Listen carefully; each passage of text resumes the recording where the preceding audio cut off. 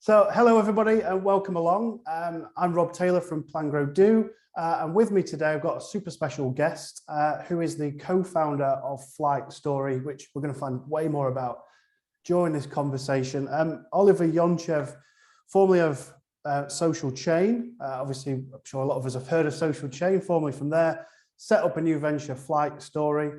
Delighted he's here to join us today to talk about modern sales approaching, building stories around your brand, and what B2B businesses miss and what we can do to help address that moving forwards. Oliver, it's lovely to see you again. Would you please give us a bit of a background, how the heck you ended up working in tech from New York to London, and tell us a little bit about Flight Story. Yeah, absolutely. It's great to see you, dude. It's we were saying before we started, we met 15 years ago or somewhere in that region. At least, I think. At least 15 years ago. I'm like, I started as I'm a failed indie rocker. So that was the grassroots of my career, and you were promoting at the time. That's so, right. Were you at the O2 or Leadmill? It was Leadmill at that time, yeah. Okay. Before the O2 Academy days, yeah, that's right. The Sheffield scene was thriving. It certainly was. And by the way, don't say you're a failed indie rocker. Headliners were a great band, by the way. We're all right. But, you know, a failed indie rocker was had a lot of fun. So yeah, Rob, my background, I originally started my career in music, had a band, all the delusional ambitions that bands have. That band finished, and I thought to myself, what do I do? And I knew music, so I studied music at Huddersfield University. I studied a course that was called Music and Promotion. The promotion part was interesting to me. I had some marketing modules, and over the course of sort of 3 years, I found myself falling in love with marketing for a number of reasons. Post-uni, I joined a graduate scheme company called Bauer Media, which has in Sheffield, Radio Hallam, owns a lot of regional radio stations across the country and magazines and such. And I spent 4 years, worked with some great people, cut my sales cloth. I think all my sort of jobs, whether I was in university, I was working in call centers, I was doing graduate sales at Bauer when I first started. So selling things, ideas, products has been a thread of my career. And then I was about 4.5 years in, really happy. And then I'm scrolling down Facebook one day and I see a TED talk by a young guy called Stephen Bartlett. And the TED talk was how I built a multi-million-dollar business knowing nothing about business. And it spoke to me. I thought, I know nothing about business as well. And I reached out to him, not looking for a job, but just saying I was inspired by what you're doing. And I genuinely mean this was a serendipitous moment. And he reached back out and said, hey, I'd love to speak. Come meet some of our team. Went to Manchester, fell in love with the business that was Social Chain, joined that business and spent sort of 5 years there, the last 3 of which I was in New York building the US business. And Social Chain today is, you know, a leading social media agency and commerce business across Europe. So yeah, had an interesting career. Then in the summer of last year, I decided to exit that business and start something new, Flight Story. Wow, it's just remind me of the year that you first saw Steve Bartlett's TED Talk. What year was that? Can you remember? Maybe 2015, 2016. It's unbelievable the acceleration things can take, isn't it? When it just catches on like that. Yeah, when I joined the business, it was there was a team. It had all the momentum. It was a team of 30 people in Manchester, and I remember going in and. The business was an agency business at the time, and it was special because, and I always say, because it didn't have the curse of knowledge. You had an agency business that was built by people that had largely never worked in an agency. So they just did the right things and they were passionate and they had all this ambition, these good values. And it was electric, and there's nothing like, you know, being at the start of something when a company has that momentum and energy. And, you know, I was very fortunate to stumble across Social Chain and join that journey. Wow, brilliant. And I love that line, without the curse of knowledge. I think, I'm sure you've seen many businesses, we've seen lots before that perhaps are a bit doomed by that, where they pick up old bad habits and they do things what they've always done. I think that liberty to just do what you do with freedom and without fear is it's quite an inspiring culture to try and create, isn't it? And probably something that people would like to borrow. Yeah, and it's if you think about the curse of knowledge is a really interesting one, because it comes, like, social chain was a very youthful business, and you kind of do things because you don't know better, but inadvertently it ends up being highly effective, right? So yeah, I think there's a lot you can learn, and there's a lot I learned over the last 5 years as it relates to, you know, building businesses and teams and good philosophies for sales. So hopefully we'll get into that. Yeah, brilliant. And you moved back to London to start Flight Story. So tell us a bit about Flight Story. It sounds like a really captivating idea and gap that you've identified. So tell us a bit about that. Yeah, sure. So I'll give you the pretext. So sort of upon leaving Social Chain, Steve and I had a conversation, and our first starting place was, you know, what are we good at? It's like not a bad starting place when you think of setting up a new venture. And, you know, one thing that we kind of unpicked is that we were, I suppose, good at helping companies speak the internet more fluently, help them understand the role that social media can play and how it can have impact. And it became a bit of a modern superpower. That ability to tell your stories on the internet became a bit of a superpower. So we started to reflect back on the sort of last 5 or 6 years of building Social Chain. We started to think, what would we do differently? How could we operate a better service model? And we started to pay attention to in-house businesses. So, you know, the idea that we all know that digital and social channels are important to pretty much every organization. So the idea of outsourcing that skills, the expertise, the knowledge, the know-how to an outside party, that to me felt a little redundant. So we looked at in-housing, and the in-housing industry, if you don't know, is where, you know, you build staffing and teams and basically do the services of an agency within your own walls. And one of the things that we saw when we looked into that industry, it was often sold on, we can do the same thing and save you money. It was operational efficiency. But that's only one part of the solution. Really, in-housing is a more sustainable solution, because the knowledge and the know-how of how to do the right things as it relates to your marketing activity or communication, that to me is the best solution. So we started to look at that. In parallel, we would get calls from large private investors and family offices, and they would basically ask us to help them with their investor relations strategy, but help them with a very specific part of investor relations, which was engaging retail investors. And retail investors is anyone with a mobile phone and access to public markets that, you know, spends $100 and up, right? On the public market. So, and that question kept getting asked of us time and time again. So as we're exploring what would be a better service model, we were then thrown into the world of retail investing, and that's where Flight Story was born. So if I was to say what Flight Story is today, and we've been reiterating now for, you know, 6 or 7 months of building the business, it's in its infancy, but we've gained a lot of momentum. We're an in-house consultancy that helps public companies communicate better.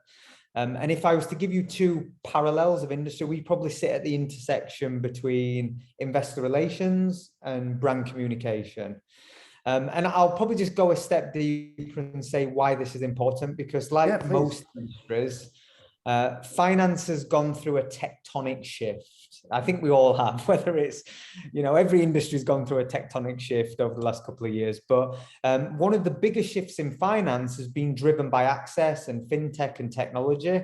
The fact that I have 5 mobile trading apps that allow me to invest on my mobile, most of them allow me to do that for free, has changed the way average people think about investing. Then you have this other big wave of interest and innovation that is crypto, blockchain, Web3. These developments have basically introduced lots of young people to start thinking about investing. And then you supercharge all this stuff with social media and the development of online community and such. And there was a moment last year that kind of drove this. I don't know if you're familiar with the Reddit GameStop moment. No, go on. So it's unusual for kind of big financial, moments to hit headlines that aren't a recession or that, impact. But there was a moment at the start of last year that hit headlines, and it was where a Redditor, just a person on a community, the community what was called Wall Street Bets, they took it upon themselves to basically galvanize other people within this community to take a position on a stock that was at a disadvantage to the hedge funds. It was a bit of an anarchistic online movement that went on online. And what this happened was the stock went from being valued, circa sub $200,000 to within 6 days being worth billions. And the hedge funds that they were targeting almost went into insolvency. I actually think one of them did. They took short positions. So this was a kind of movement that was led by, I would say, anarchism, momentum, community. So this raised a lot of questions for regulatory bodies. It raised a lot of questions to public companies, CFOs, CEOs around the world started talking about this. And people now understood that they had to think a little differently about public markets. And it's a new challenge, but with every new challenge is a new opportunity. So you think of the context of the environment, all this change is happening in investing. And I think we're very early in that space, and being early gives you a lot of advantages. Oh, no, absolutely. And thank you for that history of Flightstory. It sounds certainly like you found a early mover gap in your marketplace. And it's probably a gap that perhaps some of your potential customers won't yet be aware of because they just don't understand or appreciate we call it the digitalization of the sales process, or consumer and community-led forces. A lot of businesses we speak to are still, we have products, we will sell them. We have products, we will sell them. This is how we've always done it. And I think you touched on earlier there saying about the digitalization, the power of social. Some businesses still don't understand it, and they still don't appreciate. And when I say don't understand it, they don't understand its benefit, never mind the how to do it. What's stopping people, do you think, grasping it when we see things like research that suggests 80% of B2B communications or interactions will be through digital channels? Why are companies that you're speaking to not yet embracing it? What's the hesitancy, do you think, that you're seeing from businesses? I think there's a whole host of factors, but what it comes down to is change is not easy, right? It's easy to be, and you know what? It's even harder for successful businesses that are doing quite well, because it doesn't really matter until it does. That's kind of the age-old story of, business can be fine, and innovation doesn't care, change doesn't care. It will happen. And a lot of changes that we've seen, if you think of the digitization, we're still going through these big shifts. And digitization has been happening for a long time, and it's a gradual erosion and change. And I think, our natural inclinations are to think about our own behaviors, how we behave. And there'll be a lot of experienced, seasoned professionals that are running businesses that aren't highly active on social media, but they're customers. So it's very hard for them to relate. So I think a lot of the maybe hesitation starts from a lack of appreciation or respect for the mediums. And it's not to say that there's anything wrong with that, but I think if you look at the macro and you look at what history teaches you, it's probably not a healthy mindset to be in, right? If you resist changes, you're better not being romantic about the way things were done, and just have a healthy, let's say a healthy respect and a lack of ego when you think about these things. Yeah, there's a lot of the sort of what got you here won't get you there that we're desperately trying to instill into people. And you're right, these traditional businesses where the CEOs, the directors, it might be sort of family legacy businesses. It's very much hand-me-down habits. Well, we didn't do that, so why should you? It's not how we do it around here. And one of my favorites is, it's different in our sector. Is it? I mean, you just highlighted how financial institutions basically reviewed their whole processes because of a group of people from Reddit. I mean, that shows huge consumer power, doesn't it? And if as businesses were sat there thinking, oh, we don't do it in our sector, it's different, Just look at that example. We're getting left behind, aren't we, if we're not doing that? Yeah, and that's more of a reason, right? When the bar is low in your industry and innovation and change isn't happening, that's more of a reason. And I say the bar low being with the greatest of respect. I think I have a friend in the US that he set up several really successful businesses. And his business philosophy, and he's done it multiple times, and his business philosophy is simply that he enters industries that have a really low threshold for innovation and change. So he set up a wine business. He basically brought canned wine to the US market called Babe Wine. And he did that because the wine industry was antiquated and hadn't changed and hadn't done anything differently and had too much ego attached to it. So he went, sold that business to AB and Bev. He's now launching a bank in the US because the US financial sector, again, is antiquated. And we have a different view on banking in Europe because our banking system is certainly more advanced than systems in the US by contrast. But again, I think that's a wonderful philosophy. It's more of a reason, if change isn't common in your industry, it's more of a reason to change. Yeah, and I like that perspective. If the bar's so low, why not just try? Because those small steps will get you, I guess, comparatively big returns for the input that you're putting in. So it has to be seen as part of a sales process, part of a business plan, that we include digital and we include, to touch on your point of story. And this is another bit of pushback that we get. I'd be interested to know your comments on this, where people as individuals are hesitant to put their own story out there. They stand, as we say, they stand behind corporate banners, not in front of it. Mm-hmm. But then the businesses are also hesitant to build their stories, and they'll just defer to, we sell things, do you want some? There's a huge gap here between what consumers want. I want to connect with brands that share my values, with brands I know I can know, like, trust, with corporations that say, we don't do that in our industry. What's happening, Oliver? Where's it going wrong? And how can businesses start? You know what? I get it. It's a very British thing, right? The idea that you don't want to put yourself forward and put yourself out there. It almost seems vain. The idea of, why does my voice deserve to be heard over others? We're in a world now where our lives are geared by algorithms. And the most extreme, most cutting opinion often wins.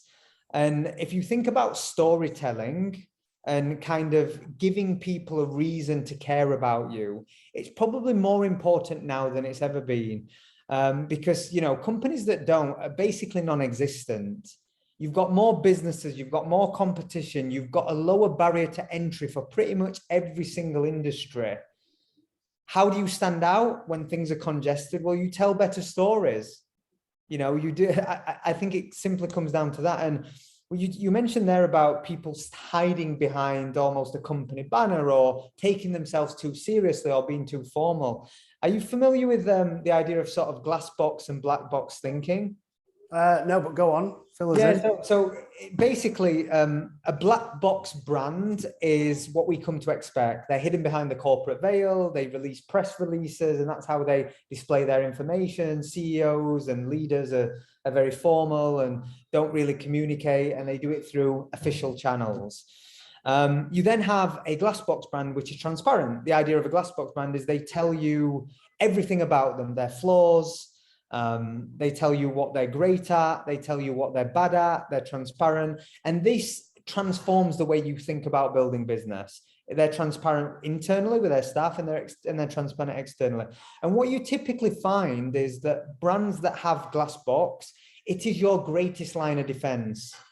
You don't want to be perfect. No one's perfect. We're all imperfect. But if you're transparent and you own your weaknesses as a company and you champion your strengths, you have so many advantages, because our natural disposition today is to be skeptical. Our worlds are so polarized. Business is polarized. Everything is polarized. So the idea that you have a defense by simply either being honest and transparent, and leadership play a big role in that. The CEO or the leadership team are synonymous with a business. So this idea of kind of hiding behind your company, I think it's not only ineffective, as a solution, but I actually think it will become to the point where you're at such a disadvantage to those that are transparent, that are vocal, that do put effort in these things that conceivably seem vain. Like a lot of this stuff seems vain: personal brand, digital reputation, all these things really matter. I'll give you an example from kind of philosophy we carry, but Social Chain as a business had no outbound sales team. In 7 years, a company goes from 0 to a 700 million turnover business with no sales team. Tell me how that's done. We were a social media agency that's core proposition was about helping people communicate better and understand the role of social media in their business. If we didn't do that for ourselves, we would be hypocrites. Think of how many businesses say, we are the best website business in the world. You go on their website and it's trash. Don't be a hypocrite. If you say you offer the best customer service, if you say it has to be lived through everything you do, and inadvertently, when you talk about sales is a byproduct of just doing the right things consistently. And I think a lot of businesses, particularly traditional ones that are successful, they need to recognize and have a healthy respect for a potentially a new, more transparent way of doing things.